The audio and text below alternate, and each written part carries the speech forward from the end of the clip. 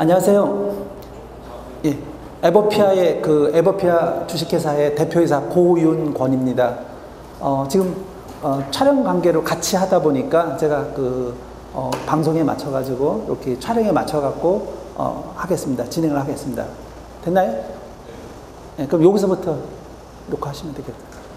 다시 한번 인사 올리겠습니다. 에버피아 주식회사 대표이사 고윤권입니다. 반갑습니다. 예, 오늘 일요일인데 이렇게 많이 와주셔서 대단히 감사합니다.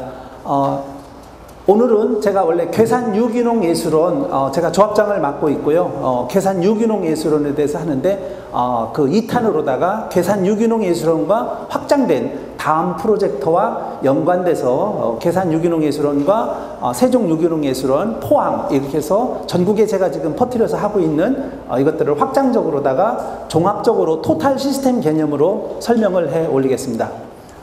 예, 그럼 먼저 세종 유기농 예술원이라고 있습니다. 이거는 공주에 있습니다. 우리가 공주, 부여, 익산, 경주는 우리 고도입니다. 그래서 그쪽에다가 한옥을 지을 경우에 1인당 1억씩 지원금이 나온다고 합니다. 그 4개의 지자체가 있습니다. 그래서 여기 세종 유기농 예술원은 공주시에 있는 약 10만 평 정도 되는 토지입니다. 대지입니다. 그리고 우리 아산에도 있는데요. 이 아산은 외암 민속마을이 있는데 아산은 그 지원이 안 됩니다. 그 지자체별로 다르거든요. 그리고 아산에도 저희가 10만 평이 있습니다. 그리고 포항에가 또 있는데요. 이 포항은 경제자유구역이라는 게 있습니다. 그 경제자유구역 내에서 외국인 학교와 연계해서 20만 평을 가지고 거기다 1000세대 전원주택과 더불어서 귀농귀촌과 도시귀농을 융합해가지고 그거를 도시경관농업으로 실시하는 겁니다. 여기 보시다시피 여기 그림 있잖아요. 요게 일본에서 나와 있는 16단, 세계 16단입니다. 이 베드가 40에서 50cm 간격으로 해서 지상 16단이고 요게 세계 기네스북에 되어 있는 겁니다. 요거는 밀폐형 식물 공장이 아니라 반밀폐형 식물 공장이라고 합니다. 그 옆에 버섯이 황금 상황버섯입니다. 여러분 인터넷 검색해 보시면 원적외선 발생되는 황금 상황버섯입니다. 이 황금 상황버섯에서는요, 바나듐이라는 걸 크롬과 처리해서 우리 당뇨병 환자들한테 좋은 인슐린을 혈당 조절해주는 그런 기능을 하는 원적외선 발생과 당뇨병 치료제로 생산 재배되고 있는 황금 상황버섯입니다. 파주 심악산 영농법인을 여러분이 인터넷 검색해 보시면 요거를 농장과 현장을 확인하실 수 있습니다. 우리 남양주에 가면 버섯 힐링 연구소가 있고요.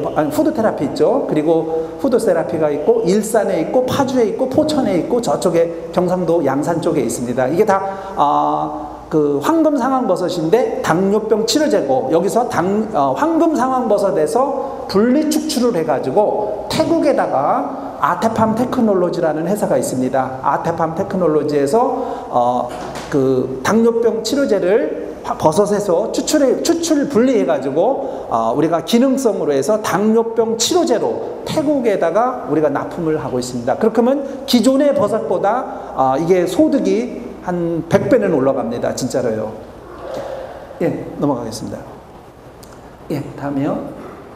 잠깐만요. 앞에 보실까요?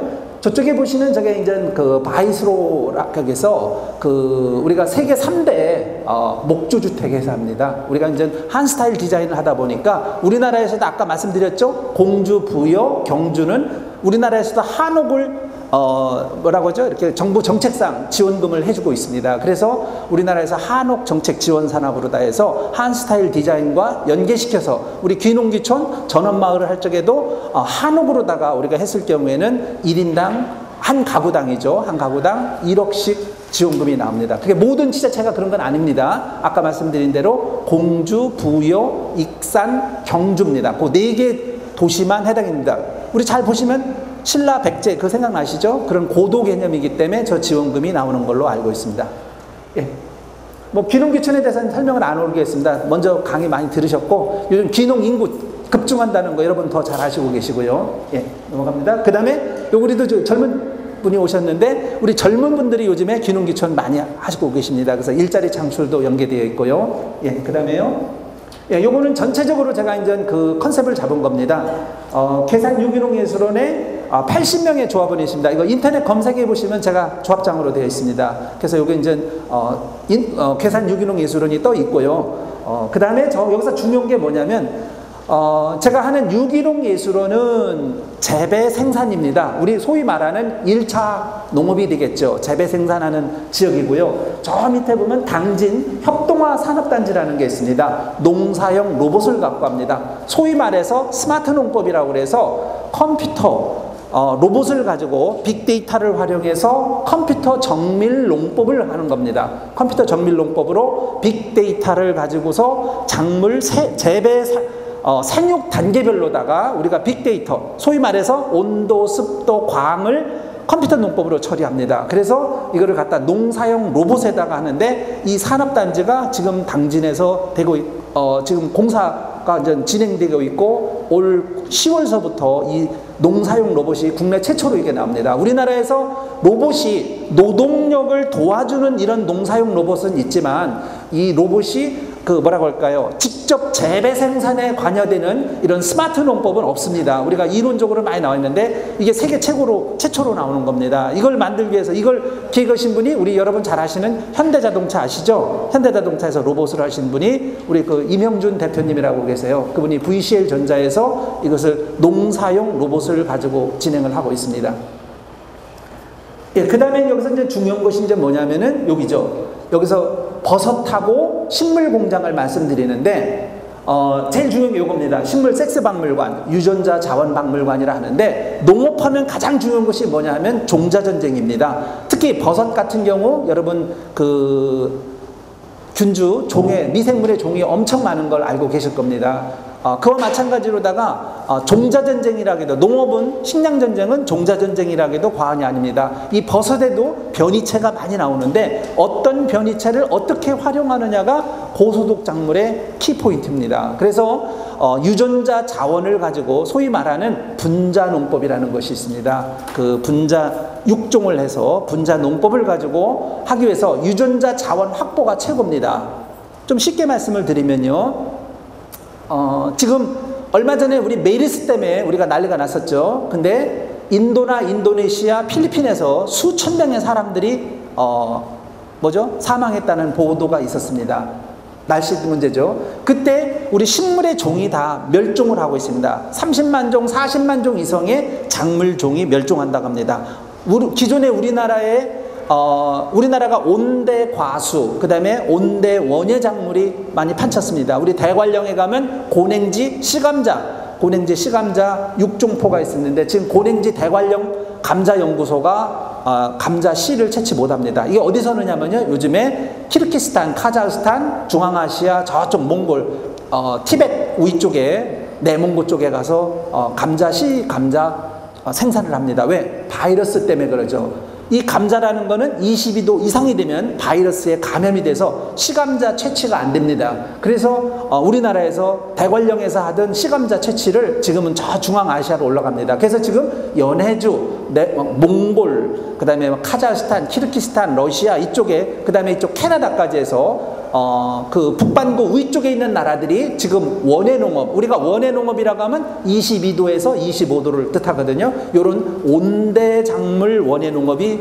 판을 치고 있습니다. 지금 우리나라는 뜨거워지다 보니까 아열대로 바뀌어서 지금 열대로 가고 있습니다. 여러분 많이 접해보셨을 거예요. 사과의 재배적지가 과거에는 대구 쪽에 있다가 지금은 뭐죠? 강원도 정선, 홍천, 인삼 재배적지는 홍천까지 올라왔죠. 그래서 지금 홍천에서 인삼이 많이 재배되고 있죠. 이런 식으로 자꾸 재배의 경작지, 재배의 재배 적지가 지금 자꾸 바뀌고 있습니다. 우리 DMZ에 있는 파주에 들어보셨을 거예요. 인삼 들어보셨죠? 그것도 전부 다 위쪽으로 올라가고 있습니다. 그 얘기는 뭐냐면은 온대 작물이, 우리가 재배하는 모든 온대 작물이 자꾸 기후변화 때문에 문제가 되고 있기 때문에 이거를 갖다가 기존의 우리나라에서 열대, 아열대에 속하는 이런 작물을 육종해야만이 우리 농업에서 말하는 소위 종자전쟁에서 이길 수 있는 겁니다. 그래서 지금 전 세계적으로 종자전쟁입니다. 특히 우리나라가 중국으로 많이 가고 올 하반기부터 중국과 자유무역이 됩니다. FTA가 되고 나면은 중국에서 우리나라 종묘의사들이 중국 가서 히트를 많이 치고 있어요, 최근에. 그 이유가 뭐냐면 중국에 올라가서 온대 작물 쪽으로 우리가 일을 많이 하고 있는 것이 현실입니다. 왜 이 말씀을 거대 담론을 말씀드리냐 하면은요, 우리 농업에서 이 자원, 종묘, 씨앗, 종자가 좋아야 되죠. 우리 벼서사에서도 가장 중요한 게 종균이잖아요. 어떤 종교를 가지고 하느냐에 따라서 완전히 달라지는 것입니다. 그래서 그런 의미에서 우리가 이거를 거대 담론 같지만 우리가 가장 키포인트로 해야 될 부분이 바로 분자 육종입니다. 기능성 작물을 재배 생산하기 위한 분자 육종을 해야 되고, 거기 그 분자 육종을 해서 그거를 분자 농업으로 키워서 스마트 농법으로 키워가지고 거기서 먹거리를 나왔을 때 분자 요리가 됩니다. 여러분 의학에서 말하는, 메디컬에서 말하는 그 분자 요리라는 것이 있습니다. 여러분 인터넷 검색해 보십시오. 분자 육종, 분자 농업, 분자 요리, 요걸 해보십시오. 우리나라 그 많은 호텔들이 있습니다. 하룻밤에 원나잇이 1000만 원이 넘는 그런 호텔들이 있지만 우리나라에서는 분자 요리를 주는 호텔이 하나도 없습니다. 제가 알기로 홍콩과 일본에는 분자 요리를 제공해주는 요리가 있습니다. 쉽게 말씀드리면 내가 당뇨병 환자다 그러면 나에 맞춰서 그 호텔에서 요리가 나옵니다. 태음인, 소음인, 뭐 태양인 들어보셨을 거예요. 거기에 따라서 체질에 따라서, 4.3 체질에 따라서도 먹거리를 다르게 줍니다. 그걸 우리가 푸드 세라피라고 합니다. 요즘 TV에 나오는 슈퍼푸드라는 거 많이 들어보셨을 거예요. 그게 그런 건데, 그런 걸 하기 위해서는 우리가 육종도 필요하고 그런 작물을 어떻게 재배하느냐에 따라서 이 농사의 패턴이 바뀌는 겁니다. 그게 가장 키포인트입니다. 그래서 그 부분을 두고서 고소득 작물로 우리가 그 농사 계획, 우리가 준연재배라고 하죠. 준연재배의 농사 계획을 했을 때 우리가 고소득으로 올라갈 수 있다는 것입니다. 예, 넘어가겠습니다. 예, 넘어갑니다. 제가 많이 쓰는 데서 이제 에코 힐링이라는 말을 쓰는데요. 에코 힐링. 우리가 이제 아까 말씀드린, 여기 보시면은, 경관 분자 농업이라는 거 있습니다. 우리 앞장을 한번 잠깐 보실까요? 죄송한데. 앞에 앞장이요. 저쪽에 아까 저기 보면 포항에 에듀 에코 힐링 센터가 있습니다. 우리가 포항에 가시면 융복합 산업단지가 있습니다. 경제자유구역 청내에 융복합 산업단지가 있는데 농사를 꼭 밭에서만 지어야 되느냐? 그건 아닙니다. 경제자유구역 내에서 식물공장을 가지고 우리가 그 에코팜을 가지고서 에코 힐링 푸드 세라피용 작물을 재배합니다. 유기농 오가닉을 재배한다 이거죠. 그리고 그 경제자유구역 내에 외국인 학교가 있습니다. 외국인 학교가 있어서 여기서 재배하는 거를 외국인 학교에 다 납품을 합니다. 그래서 외국인 학교에 납품을 하니까 여기에서 농사 짓는 분들은 어떻게 되겠어요? 그 외국인 학생들을 소위 말해서 홈스테이 개념, 우리 하숙 개념으로 다 홈스테이 개념으로 합니다. 그러면 귀농귀촌 하면서 이게 도시귀농인데 외국인 학생들을 홈스테이 하면서 농사를 지면서 소위 말하는 융복합 6차 산업으로 갑니다. 이렇게 되면은 안정적인 고소득이 보장이 되고 여기서 재배 생산한 모든 농산물의 팔로 유통에 문제가 생기지 않습니다. 그래서 안정적인 하나의 그 구도를 만들기 위해서 이렇게 학교, 에듀케이션이라고 하는 에듀타운과 우리 농업에서 말하는 그 에코타운을 합성을 해갖고 에듀앤 에코 힐링 센터, 여기서는 메디칼 개념의 의학과 농학의 융복합 전문으로 해서 분자 농업이라는 것을 가지고 소위 이걸 가지고 혁신적인 이런 농업의 스타일을 제시하는 겁니다. 예, 넘어가겠습니다. 예, 다음이요. 예, 넘어가겠습니다. 사업 부지는 요거는 아산 같은 거 아까 말씀드렸죠. 아산의 10만. 아산에는 메디치가라고 있습니다. 여러분, 치가 다스릴 치자에 집가자, 수신제가 치고 평천하다 해갖고 우리 동양에서는 유교주의 문화 아실 겁니다. 그 유교의 본질로 올라가면 농경 문화로 갑니다. 치가 집안을 잘 다스려라. 그리고 메디타운에서 메디는 메디컬의 앞에만 접두어를 딴 겁니다. 그래서 우리가 메디치가 하면 여러분 생각날 거예요. 르네상스에서 유럽에서, 그죠? 메디치가 노블리스 오블리제를 최초로 실현한 그 프랑스 개념의 메디치가도 있지만, 제가 말하는 메디치가는 하나의 메디컬 힐링 타운, 메디타운 이런 개념의 귀농 단지인 것입니다. 네, 넘어갈게요. 예, 넘어갑니다. 이거는 공주시. 아까 공주시는 세종 유기농 예술원으로 제가 말씀드렸던 겁니다. 예, 넘어가겠습니다. 이거 넘어갑니다. 자, 여기서 중요한 말씀을 하나 해 올리겠습니다. 우리가 농사 짓는 사람들이 왜 이렇게 막 잡다한 걸 아는 것 같지만, 여러분 엘빈 토플러 아실 거예요. 제4의 물결 들어보셨을 거예요. 농업혁명이 농경사회 제1의 물결, 산업혁명 제2의 물결, 제3의 물결, 정보화 사회. 그저 들어보셨을 거예요. 후기 정보화. 이게 바로 IT 혁명이죠. 다르죠? 컴퓨터 혁명과 IT, 소프트웨어 개념이죠. 앞에는 하드웨어, 뒤에는 소프트웨어 개념이 나왔고, 앞으로 제5의 물결은 뭐냐? 드림 소사이어티다 이거죠. 이 드림 소사이어티가 말하는 것이 바로 뭐냐? 이번 그 박근혜 대통령이 주장하시는 창조 경제가 바로 여기에 해당되는 겁니다. 이미지와 상상력을 가지고 하나의 드림 소사이어티를 만든다. 여기서 쉽게 말씀드리면 우리가 교육농장 들어보셨을 거예요. 농림부에서 말하는 교육농장. 그 다음에 융복합. 그 6차 산업 시범지구로 지정하시는 거 들어보셨을 거예요. 이런 것들이 바로 이제 드림 소사이어티 시대로 가는 전초전입니다. 그런데 여기서 하나 주실 거는 뭐냐면, 이 드림 소사이어티라고 하는 거는 이미지와 상상력과 어떤 가치, 창의력, 이런 것을 우리가 하나의 융복합을 해서 1차 산업은 재배 생산이고 2차 산업은 제조 가공입니다. 3차 산업은 메디칼, 의학이나 관광이나 의료관광이나 뭐 의학이나 교육이라든지 아니면 서비스, 유통, 교육, 이런 것들이 3차 산업 아니겠습니까? 금융도 3차 산업이죠. 그래서 1, 2, 3차 산업을 동시에 한다. 그래서 1, 2, 3차 산업을 동시에 하다 보니까 그게 곱하기로 갑니다. 1, 2, 3을 곱하면 6이 됩니다. 그래서 1, 2, 3차 산업을 동시다발로 하면 그게 바로 6차 산업이고, 그 6차 산업을 우리가 융복합 산업이라고 합니다. 아까 제가 보여드렸죠? 충남 당진에서 창조 그린 바이오 밸리를 했습니다. 10개의 제조회사가 들어갑니다. 제조가공 2차 산업단지가 되겠죠. 유기농 예술원은 생산 재배하는 1차 산업단지가 되겠죠.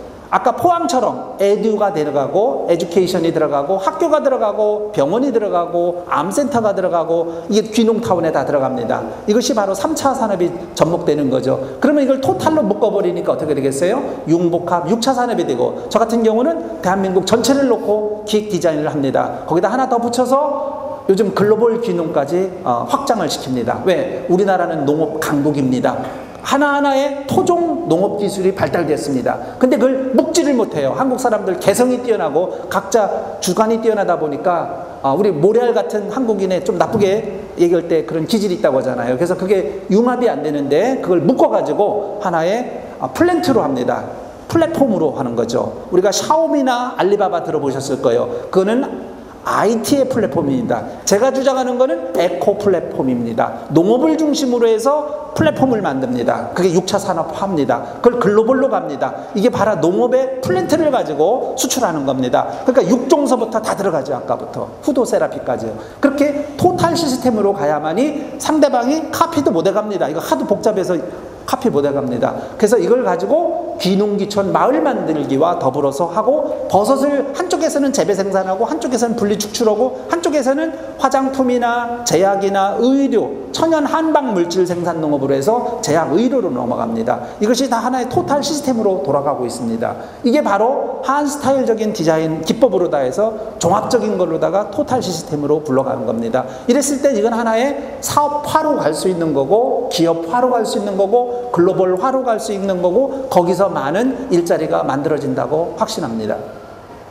예, 우리 잠깐만요. 동양에 보면은 우리 동양 문화는 5,000년 역사 있고 서양 문화는 2,000년 역사지만, 서양에서 가장 강조한 것이 물질입니다. 돈입니다. 뭐니 해도 돈이 최고라고, 머니 개념으로 물질 중심적 사고. 우리나라에서 서양 문화가 들어오다 보니까 부작용이 났죠. 산업화도 하나의, 아까 기후변화 말씀드린 것도 하나의, 환경 문제도 하나의 서양 문화로 침투해 들어오면서 아까 산업화가 역작용으로 일으킨 그런 부분이 되겠죠. 그런데 우리 동양 문화의 본질이 뭐냐면 정신입니다. 보이지 않는 겁니다. 그래서 우리 동양하면 무의 사상이고 서양하면 유의 사상입니다. 그래서 물질과 정신을 융합해서 행복한 마을로 동양과 서양의 문화를 융복합한 것입니다. 그래서 우리 동양에 보이지 않는 것을 추구하는 것과 서양에 보이는 것, 수학과 기하학의 원리에 의한 보이는 것과 이거를 융합해서 우리 교육농장, 체험농장에서도 요 실사구시 정신을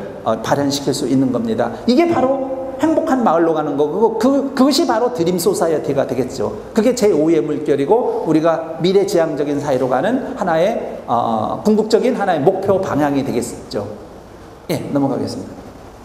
예, 그래서 여기서 이제 가장 중요한 것이 뭐냐면, 복지 중에서도 가장 중요한 것이 일자리입니다. 일자리. 평생복지라는 거는 좀 남의 돈을 뺏어다가, 우리 정치인들이 좀 비겁한 정치인들 그런 짓 잘합니다. 있는 사람 거 뺏어다가 없는 사람한테 나눠주는 거, 이거 좀 위험한 발상이겠죠. 이걸 갖다가 자본주의 사회이기 때문에, 이게 참 민감한 얘기지만 자본주의 사회에서는 자기 능력에서 자기 스스로 자립의 의지도 중요한 겁니다. 전부 다 국가한테 나보고 책임져라, 이건 이상한 얘기죠. 그렇기 때문에 복지라고 하는 것은 우리가 뭐라고 하죠? 일자리 복지가 최고의 복지라고 하는 것이죠. 일자리 주는 거지, 거기다 언발에 오줌 누기식으로 돈 뺏어다 보조금 조금 줘야 이거 세금만 낭비되고 효율성은 근본적인 문제가 되지 않고 있죠. 지금 우리나라가 가장 핵심적인 게 뭐냐면, 많이 보조해 주는데 맨날 쳇바퀴 돌면서 근본적인 문제 해결이 안 되는 게 바로 이겁니다. 그래서 아까 말씀드린 대로 에코 플랫폼을 가지고서 저희가 하나 하는 거. 그리고 지금 우리나라가 FTA를 전 세계적으로 한 52개 나라가 현재 협상 내지 타결이 되어 있습니다. 우리나라가 52개 나라하고 FTA를 현재 협상과 타결이 되어 있습니다. 그러다 보니까 이것이 바로 이제 뭐라고 하죠? 앞으로 이제 FTA를 대비해서 지금 우리 농림부에서도 엄청나게 많은 분야에다가 지원금을 주고 있습니다. 근데 지원금을 주는데 이게 언발에 오줌 누기식으로 줘봤자 다 혈세 낭비라고 밖에 생각될 수가 없겠죠. 그래서 이런 근본적인 문제를 해결하기 위해서는 결국 안정적인 지속 가능한 일자리를 만들어주는 것이 최고의 미덕이고, 지금 농림부에서 추진하는 우리 귀농귀촌 프로젝트도 이 방향으로 간다고 확신합니다. 예, 넘어가겠습니다. 아까 말씀드린 대로 이제 1차 산업을 띄우기 위해서 제일 중요한 게 2차 산업이죠. 제조 가공. 제조 가공은 공장입니다. 말 그대로 제조업입니다.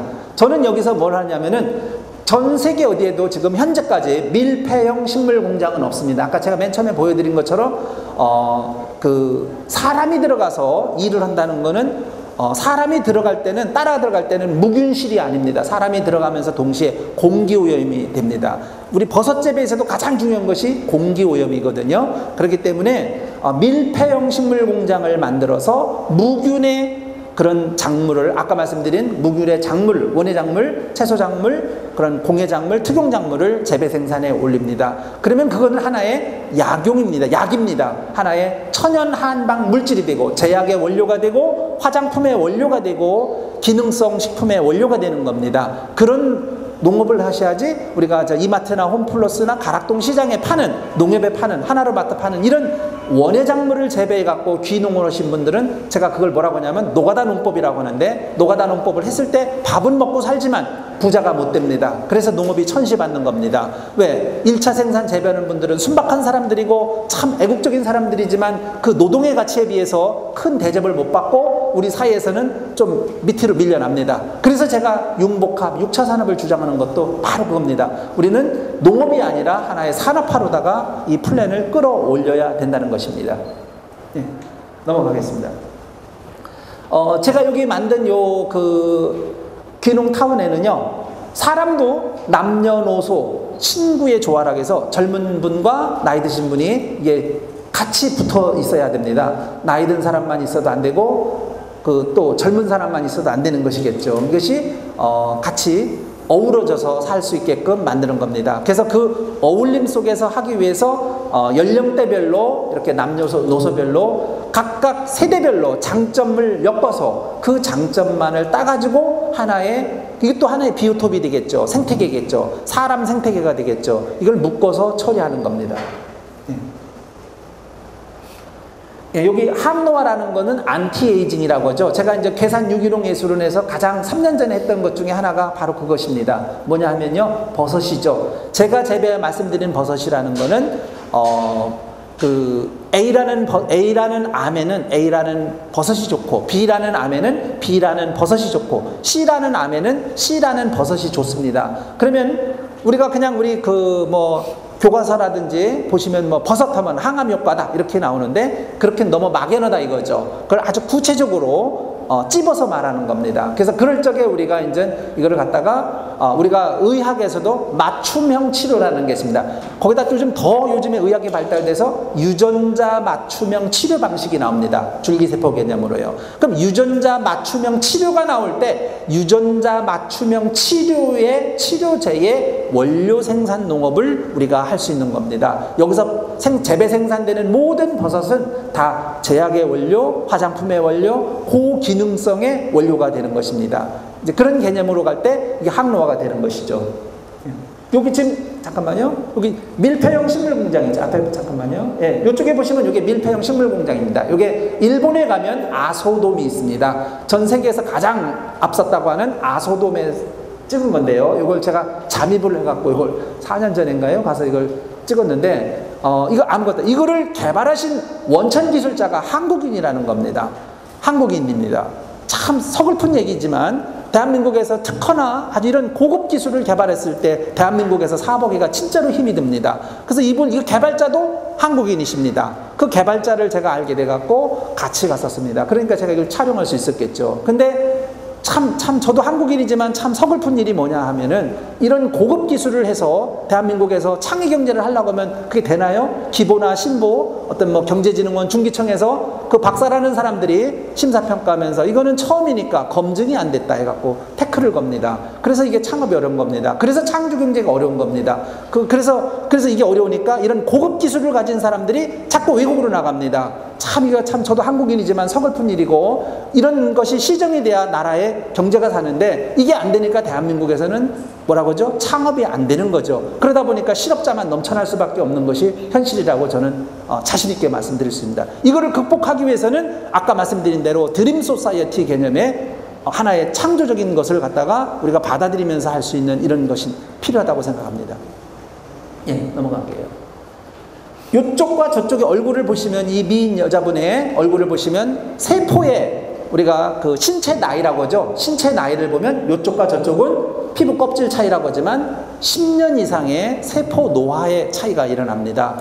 우리가 그 얼굴에 무슨 필라라든지 주사 맞는 거 들어보셨을 거예요. 근데 마찬가지로 그 액을 우리가 천연 농작물 재배 생산해서 이런 걸 뽑아냅니다. 이런 약물을 해요. 그래서 이런 거는 아까 말씀드린 대로 밀폐형 식물 공장에서 재배 생산했을 때 이런 원료 생산 농업으로 가는 거지 노지 재배에서 막 이렇게 노지에서 온도, 뭐 습도, 광, 바람, 뭐 이런 오염을 다 맞으면서 이걸 갖다 재배 생산하는 이런 작물을 이런 원료로 쓸 수는 없는 것입니다. 그래서 무균 생산 재배라는 것이 아주 중요합니다. 쉽게 말씀드리면 여러분 우리 반도체 있어요. 삼성전자에서 반도체를 생산할 때 다 무균실에서입니다. 우리가 항균 필터 들어보셨을 거예요. 무균 가운을 입고 들어가는 것처럼 이런 무균이 중요하고 우리 특히 버섯 재배에서 무균인데 이 미생물의 습격을 막기 위해서 무균 상태가 중요하고 우리 농업에서도 이 무균 생산 농업을 해야만이 이게 바로 약용으로 쓸 수 있는 겁니다. 우리 노지에서 그냥 놓으면은 이거는 다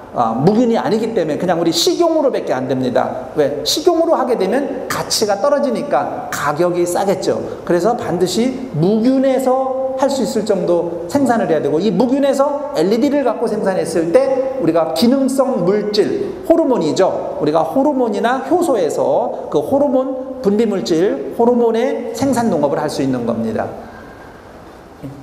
자, 요것은 그 농사용 로봇을 만드는 그 하나의 우리가 설계도입니다. 예, 넘어가겠습니다. 예, 요것은 우리가 농사용 로봇을 만드는 특허입니다. 하나하나가 다 특허입니다. 이 특허인데 이 특허 기술이 융복합되어 가지고 이런 농사용 로봇을 만들 수 있는 겁니다. 예, 넘어가겠습니다. 예, 저쪽에 보시면 저거는 여러분 비행기 들어보셨을 거예요. 비행기. 에어버스라고 하죠. 이 비행기에서 자기부상의 효과가 있는데 이 비행기에 그 자기부상의 원리를 집어넣은 겁니다. 그래서 여기 에너지 자립마을에서 그 들어갈 때 그 자기부상이 뜨는 거죠. 그래서 여기가 미시력 발전이라고 하죠. 소수력 발전. 이런 약간의 에너지만 가지고도 이런 것을 증폭장치에 의해서 에너지 생산 농업을 합니다. 우리 왜 그러냐면 유리온실이나 비닐하우스라든지 우리가 시설원에서 가장 어려운 점이 바로 에너지의 문제입니다. 에너지. 그 에너지 문제를 해결시켜주고, 아까 에너지 자립마을이라고 한 거 아까 나왔었죠? 그 개념에서 우리 농사에서도 에너지 자립형이 되었을 때 농가 소득이 올라가는 겁니다. 그래서 에너지 자립형을 추구하기 위해서 이 자기부상, 이게 해상 풍력도 있지만 이런 풍력의 원리, 물로 하는 소수력 발전, 이런 기술들을 저희가 활용해서 우리가 초자실을 운영합니다. 예, 요거는 아까 말씀드린 대로 황금 상황버섯을 가지고 우리가 인슐린을 하는 것이 있습니다. 우리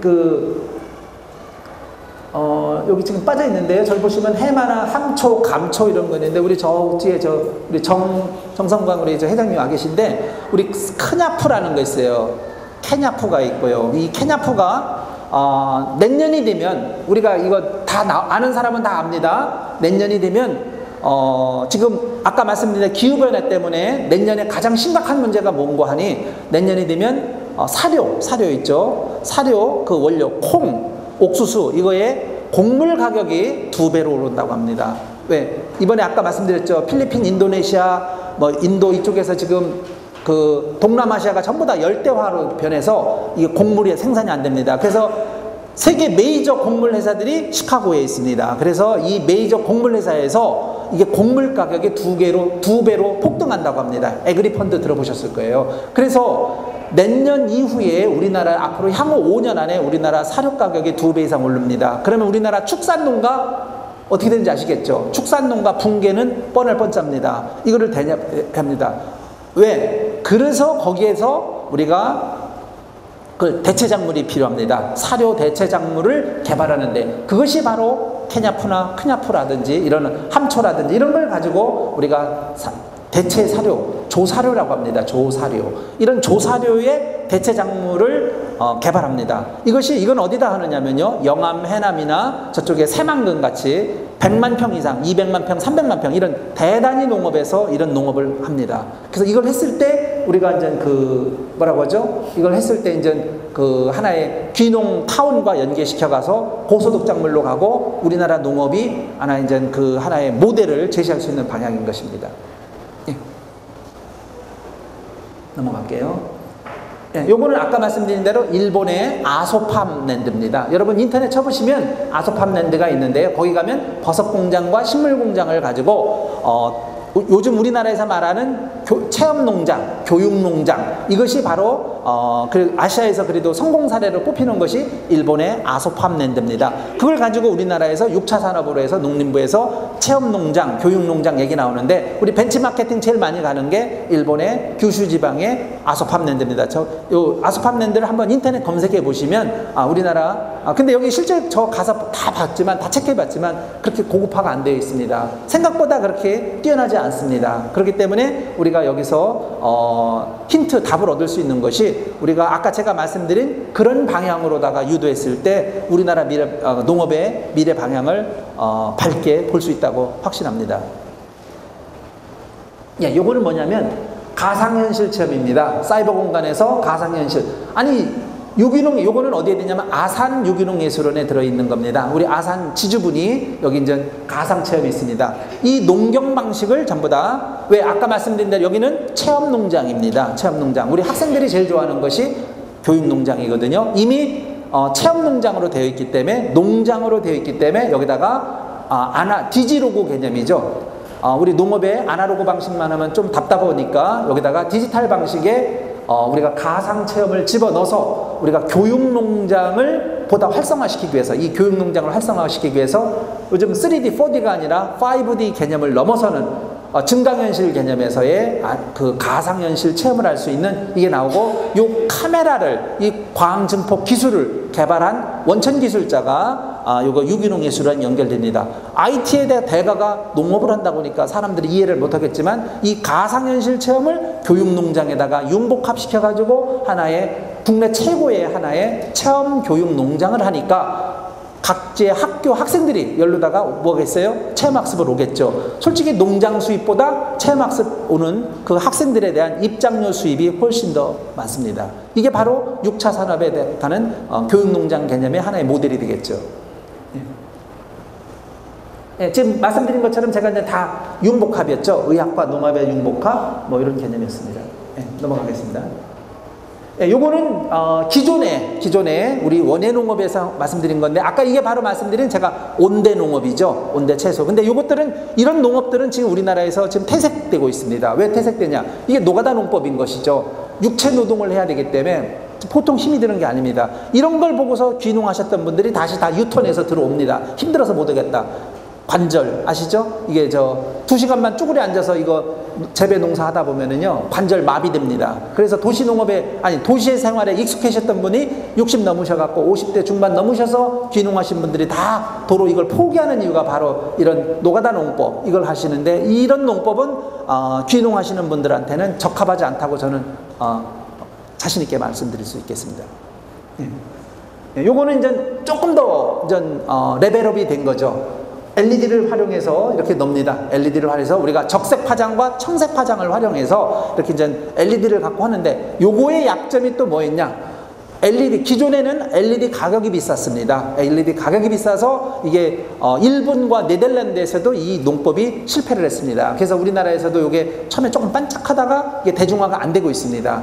그래서 아까 제가 당진에서 그 그린바이오 창조밸리에서 뭐였냐?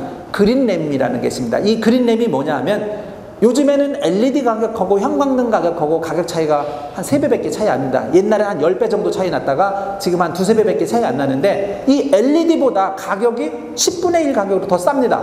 소위 말하면 형광등보다 더 싼 그린 램프라는 게 나오는데, 이게 바로 작물 생육용 LED 등이라고 볼 수 있어요. 그래서 뭐 상추 재배용 그린 램프, 뭐 방울토마토 재배용 그린 램프, 인삼 재배용 그린 램프, 우리가 버섯 재배용 그린램, 이런 개념으로 넘습니다. 그러면 등 가격이 싸기 때문에, 그 다음에 초절전입니다. 이거는 초절전이기 때문에 전기세가 많이 들질 않습니다. 그래서 이런 그 에너지 효율성을 가지고 이런 것을 합니다. 그래서 이건 초기 단계에 나왔던 것들은 이게 고효율이기 때문에 이게 실패한 사례입니다. 이거는 성공 사례가 아니지만, 지금은 그 에너지 효율성이 아주 좋은 이런 램프 개발이 많이 되고 있고, 이게 이제 IT 기술이 발달되면서 이런 것들이 요즘에 대세로 가고 있습니다. 요게 이제 파장별입니다. 뭐 우리가 이제 농업적인 측면에서 보시면 뭐 개화, 결실 뭐 이런 거 들어보셨을 거예요. 뭐 영양생장, 생식생장이 될 때 작물이 각 생육 단계별로 이런 걸 할 적에 파장이 필요합니다. 그 파장이 우리가 광합성 할 때, 광합성 하면은 우리가 사과를 먹을 때 이 사과 한 덩어리는 광합성의 산물이라고 그래요. 온도, 습도, 광이 조합이 돼서 사과가 나오는 건데, 온도, 습도, 광이 잘 뭉쳐져서 그걸 말 그대로 광합성, 식물 공장 개념이죠. 우리가 사과 이파리에서 광양자라고 해서 빛을 받아갖고 그 빛을 모아서 우리가 태양광판에 모듈해서 빛을 모으듯이 식물 잎사귀에서 빛을 모아가지고 그걸 하나의 결실로 이루어서 하나의 열매를 맺어지는 것이죠. 그게 바로 이제 하나의 과실이 되겠는데, 이 과실이 광합성의 결과물이고, 이 광합성의 결과물은 온도, 습도, 광 조절에 따라서 달라진다는 것이죠. 이건 넘어가겠습니다. 이거 다 이제 지금 앞에 말씀드린 다 그런 작물, 광생리학이라고 해서 작물 생육에 있어서 어떤 생육 단계별로 이런 어떤 그 광생리학을 조절해서 작물을 재배하는 것입니다. 여러분 들어보시다 보면 좀 제가 너무 어려운 말들을 막 쏟아낸 것 같은데요.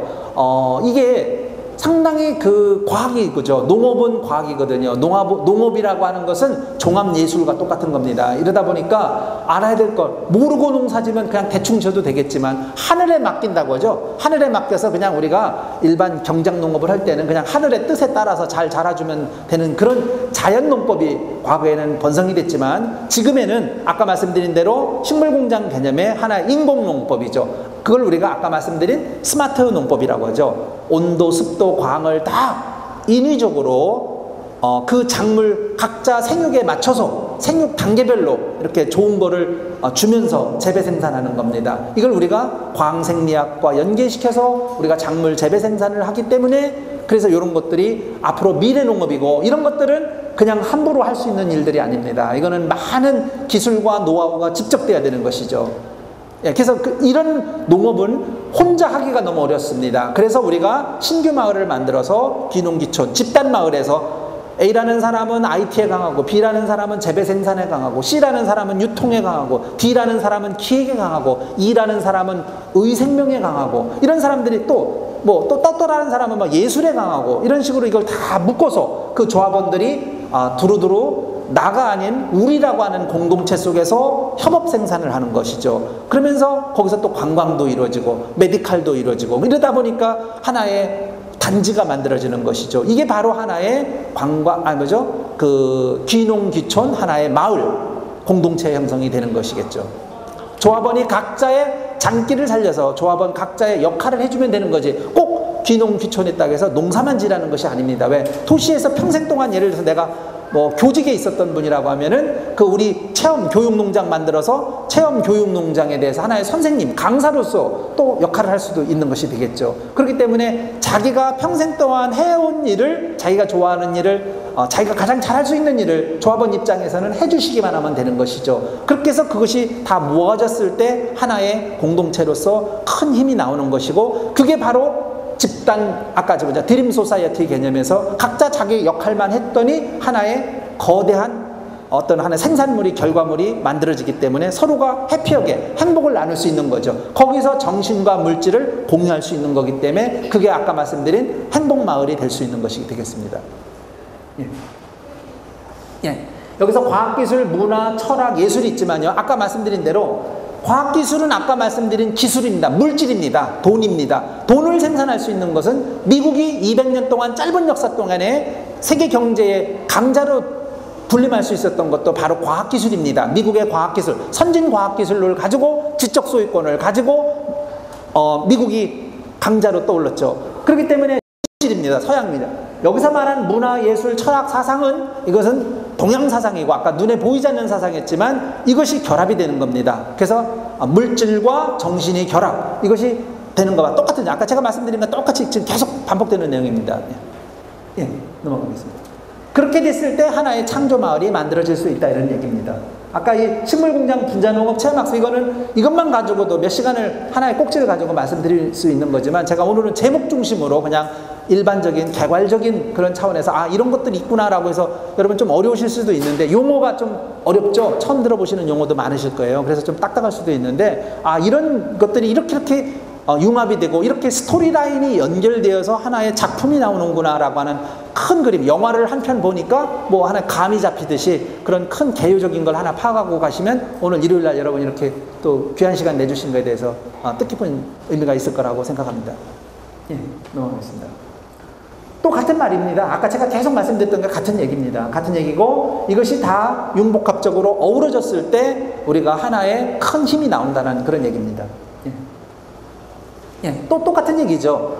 아까 행복과 아까 물질과 정신을 제가 강조했지만, 물질이 생기면, 물질을 많이 갖고 있다면 시간적 여유가 있습니다. 왜? 노동을 덜 해도 되니까요. 그 다음에 경제적인 자유가 생기겠죠. 물질을 갖고 있으면 경제적인 자유가 있고, 그 다음에 아까 말씀드린 대로 각자 조합원이 역할 분담해서 자기가 할 수 있는 것만 했을 때 여유가 있겠죠. 그러면은 정신적인 여유가 생겼을 적에 시간적 여유가 생기는 거고, 우리가 원하는 것이 행복한 삶이라는 것이 경제적 자유와 그 시간적 자유를 얻어가지고, 이게 물질과 정신을 얻는 거랑 같은 개념이 아니겠습니까? 그래서 거기서 행복을 추구하고, 이거는 또 우리 공동체 마을이다 보니까 이 귀농귀촌 단지가 좋은 점이 같이 이웃 사촌이 될 수 있는 하나의 공동체를 이룰 수 있는 하나의 되고, 이게 바로 또 우리 전통 역사로 보면 한국의 전통의 고유 전통의 좋은 점이 향약, 두레 들어보셨을 거예요. 공동체잖아요. 이게 우리나라 전통 사상과 연결되고, 이게 우리 전통의 미덕으로 가고, 이게 바로 농경문화고, 이것이 조금 더 올라가면 유교문화였었는데, 이 유교문화보다 이 문화의 원형 요소로 더 올라가다 보니까 농경문화였고, 그래서 우리는 하나가, 나가 아닌, 나라고 하는 거는 서양의 이기심적인 서양 사고방식이고요, 나가 아닌 우리라는 것이 되고, 우리라는 것이 집단농장 개념도 될 수 있겠지만 하나의 마을이 되고, 우리 농림부에서 주장하는 것도 우리 지원사업, 신규마을 조성사업을 밀어주는 거, 농어촌 정비법에 의해서 신규마을 조성사업, 그 귀농귀촌 단지를 모아주는 것도 하나의 이런 우리나라 전통적인 하나의 그 전통 문화의 계승 발전과 부흥 이런 걸 위해서 농림부에서 농업을 지키고, 그것이 핵심이 뭐냐? 아까 말씀드린 대로 식량 전쟁이거든요. 앞으로 기후변화 때문에 앞으로 곡물 가격은 폭등을 합니다. 폭등을 했을 때 먹어야 됩니다. 지금 제가 제일 화가 나는 부분이 그 부분입니다. 우리나라 식량 자급률이 5% 미만입니다. 쌀을 빼고, 쌀은 80%가 넘어요. 7%인가 8%이 정도 되는데, 쌀을 제외한 우리나라 모든 농산물은 식량 자급률이 5% 미만입니다. 여기서 식량 가격이 2배로 폭등한다고 할 때 한국은 뒤집어지는 사태가 벌어집니다. 그래서 그걸 대비하기 위해서 제가 농림부에서 FTA 대비하고 이런 걸 대비하기 위해서 지금 자꾸 귀농귀촌 사업에 정부에서 돈을 밀어주는데, 돈은 많이 밀어주고 교육도 많이 시키고 지원도 많이 해주는데, 농림부에서 해주는데 효과는 안 나는 것이죠. 왜? 알아서 해라. 각자 도생이죠. 각자 살아봐라. 이렇게 하고 주다 보니까 각자 도생이 쉬운 일이 아닙니다. 왜? 엉뚱한 다른 분야에서 일을 평생 하시다가 40, 50대, 50대, 60대 되셔갖고 제2의 인생을 꿈꾼다고 그때 귀농귀촌 가서요. 교육 조금 100시간 받았다고 농림부 돈 받으려고 100시간 받았다고요. 해갖고 그 100시간 교육 받았다고 가서 농업이 되는 게 아니잖아요. 그렇기 때문에 거기서 실패가 90% 이상의 실패가 나옵니다. 그래서 다시 유턴하고, 그래서 귀농귀촌의 성공 사례가 잘 나오지 않는 것이 지금 현재 대한민국의 현실이고요. 그러면 그걸 극복하기 위해서는 나라고 하는 혼자 하는 기보다는 공동체 개념으로 하고, 우리나라의 그 정부 지원 정책을 적절히 잘 활용해서 묶어서 가면은 서로가 윈윈 프로젝트로 갈 수 있고, 앞으로 이런 방향으로 가서 성공 모델이 많이 나와줘야 우리나라 대한민국의 미래도 밝다고 확신합니다. 예. 똑같은 말씀 또 드려야 되겠네요. 같은 얘기예요. 결국은 동양문화. 예, 넘어가겠습니다. 예, 넘어가겠습니다. 자, 여기서 아까 개인의 문제가 있죠. 지금 우리나라 여러분 노후가 가장 불안하시다고 생각하는 일자리 문제, 복지 문제, 그죠? 노후 대비죠. 안전. 우리 여기서 아까 집단적으로 갔을 때 좋은 게 하나 있어요. 이 귀농귀촌 마을 일단 여러분 나이가 드시면 실버타운을 생각하시거든요. 9988, 99세까지 팔팔하게 살다가 눈 감는 것이 가장 행복한 삶이라고 하는데, 저희 귀농단지에는 아까 포항 같은 거 말씀드렸죠. 에듀타운과 에코타운이 들어가는데 거기에는 암 진단, 암 예방, 메디칼이 들어갑니다. 의사 당연히 주치의가 따라 붙습니다. 주치의가 붙습니다. 우리 포항에 계신 지주분 선생님은 의사십니다. 병원 원장님이십니다. 그렇기 때문에 같이 들어갑니다. 병원은 병원대로 좋죠. 조합원은 조합원대로 좋죠. 근데 거기서 10명, 20명 가갖고 그 효과가 나겠어요? 안 납니다. 20만 평에다가 1000명이 들어갑니다. 하나의 도시가 만들어집니다.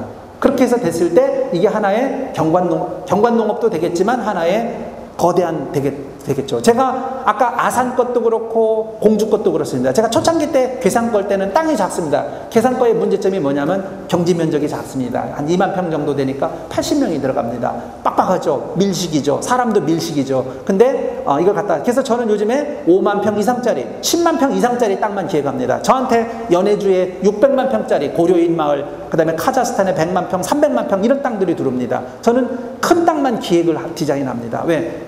우리 사만금에 가면 1000만 평, 2000만 평짜리 땅을 기획합니다. 지금 그런 걸 기획합니다. 왜? 농업이라고 하는 건 아까 크냐프 말씀드렸지만, 이 케냐프라고 하는 거는 기본이 300만 평 이상을 농사를 지어야 소득이 맞는 거지, 뭐 몇십만 평 농사 져 갖고는 망합니다. 되질 않습니다. 그래서 규모의 경제학 원리로, 우리가 그 규모의 경제학 원리가 있듯이 농업에서 어느 정도 규모가 있어야 살아남을 수 있고, 개인이 그거 할 수가 없는 겁니다. 그래서 농업을 공동으로 해야 된다는 것이 바로 그런 의미가 되겠습니다.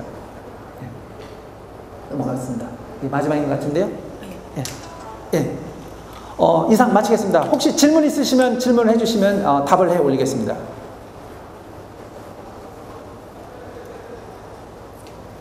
너무 막 장대한 얘기를 지금 짧은 시간에 다 말씀드리다 보니까 여러분 많이 벙벙하실 거예요. 지금 이 용어 자체도 좀 어렵죠. 이게 어려운데 뭐 이렇게까지 농사 짓는 사람이 이렇게 많이 공부를 해야 되겠냐는데, 공부 엄청나게 해야 됩니다. 왜냐하면 농업이라는 거 우습게 봤다가는 박살 납니다. 농업이라는 것은 엄청나게 많은 노력과 이런 그 연구와 이런 그 나름대로의 기술 노하우를 터득해야 된다고 생각합니다.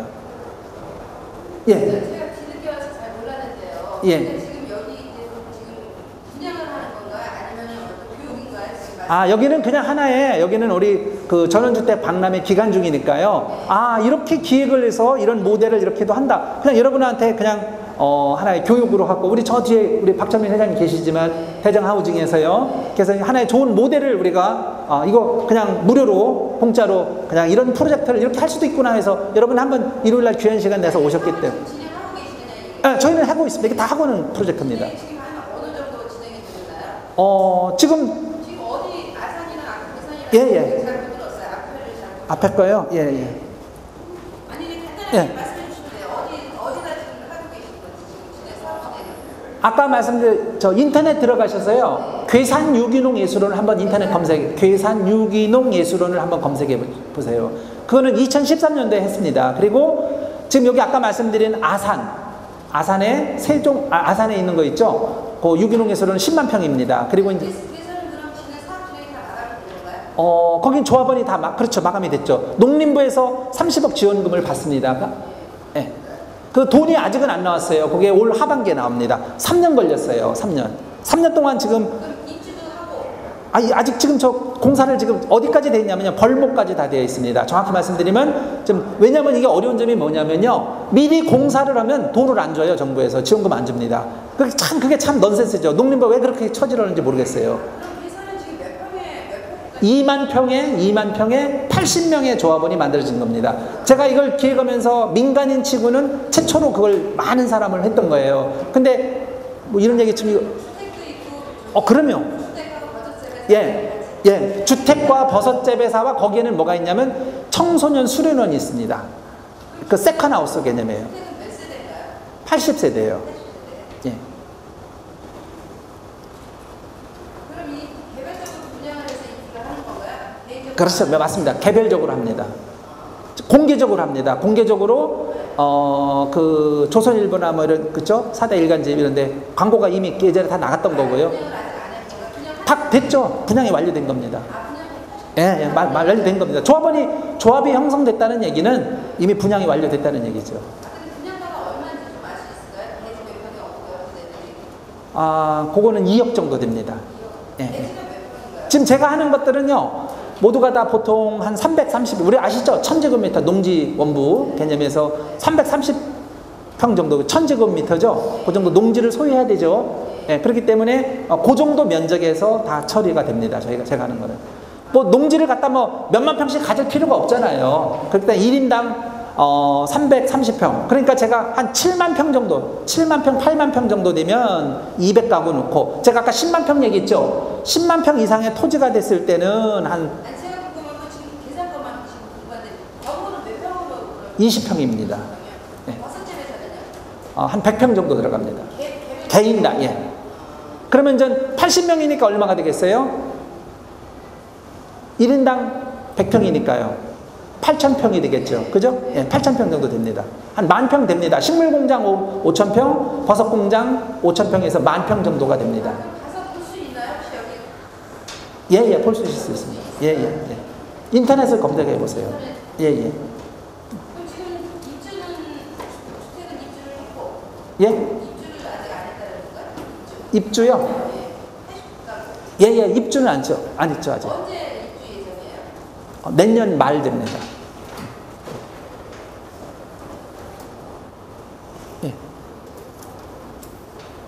예. 없으시면 이걸로 마무리 짓는 걸로 하겠습니다. 예. 잠깐만요. 예. 버섯 재배사가 아까 100평이라고 했는데 100평입니다. 100평에서 예. 그러면 몇 년을 정성을 쏟아야 예. 수익을 많이 살았습니다. 아까 말씀드린, 지금 늦게 오신, 처음부터 들으셨죠? 늦게 오셨죠? 지금 제가 말씀드린 여기 분자농업을 하게 되면요, 100평을 지면, 우리가 이렇게 쉽게 생각하시면 됩니다. 농지를 10,000평을 소유하면 1억의 매출 정도를 올린다고 합니다. 경작지 면적을 10,000평 정도 가지고 농사를 지으면 1억 정도 매출이 오르는데요. 우리 분자농, 아까 제가 밀폐형 식물공장 개념, 밀폐형 버섯공장 개념으로 했을 때 100평 정도 가지면 우리가 1억 정도 매출을 무난히 올릴 수 있습니다. 그러면은 한 50%, 우리가 기존 아까 말씀드린 노가다 농법이라고 해서 그런 노동 집약적인 그런 농업을 했을 때는 한 5천에서 6천만 원 정도가 비료값, 인건비 다 나갑니다. 그래서 실제 소득이 한 5천만 원 미만으로 됩니다. 근데 뭐라고 하죠? 그럼 1억 정도 매출을 올렸을 때 반타작하기 힘들거든요. 실제 소득으로. 그럼 부부가 둘이서 해야 되잖아요. 그러면 일거비로 월 소득 200만 원도 되게 200만 원 선밖에 안 되는 거죠. 근데 아까 말씀드린 제가 밀폐형 했을 때는 100평만 했을 때는 100평을 했을 때 뭐라고 하죠? 100평을 하셨을 때 1억 정도 매출을 올릴 수 있다고 생각합니다. 충분히 합니다. 이거는 그 이상도 올립니다. 예. 그럼 아까 330평에 2억 정도 들어간다고 했잖아요. 예, 예. 그러면 2억 안에 버섯 재배사도 들어가는 거예요? 그럼 당연합니다. 주택과 여기는요. 주택과 집을 다 지어서 드리고 그 가격이 2억입니다. 계산은 2억이고 예. 초보가 도시 갔을 때 예. 처음부터 이렇게 교육비 연계된다. 예, 우리 저 박찬민 회장님 다 갖고 계시잖아요. 교육과 이걸 가서 보통 2억에서 지역에 따라 좀 다릅니다. 2억이 통상 계산은 과거 했던 거기 때문에 좀 쌌고요. 지금은 그 정도 가기 좀 어렵고 제가 알기로 한 2억 5천 되죠? 그러니까 이거 우리 저 박찬민 회장님 답변해 주실 거예요. 그래서 보통 한 2억 5천 내외로다가 생각을 하셔야 됩니다. 그 정도면은 충분히 집과 농장을 가지고 같이 운영하실 수 있고 충분히 하나의 월 소득으로 말하면 2, 300만 원 그 이상 소득을 갖고 편안하게 약간 사실 수 있을 겁니다. 예. 그럼 개인적인으로 질문 더 무엇인 건 질문해 주시고요. 이상 요거로 마치겠습니다. 감사합니다. 네, 수고하셨습니다. 다음 시간에는 이어서 영국 버섯마을의 사업의 계획에 대해서 말씀드리고 사업을 강사를 해드리겠습니다. 우선적으로 이제 버섯 재배사마을이 시중에 많이 있는데요. 버섯 재배사 부정은 전체적으로 그렇습니다. 버섯 재배사를 50평을 할 것이냐, 100평을 할 것이냐. 두 번째, 그 버섯 재배사를 하우스로 할 것인가, 아니면 구조물로 할 것인가. 세 번째는 버섯 하우스 플러스 주택이 어떤 형태로 할 것인가.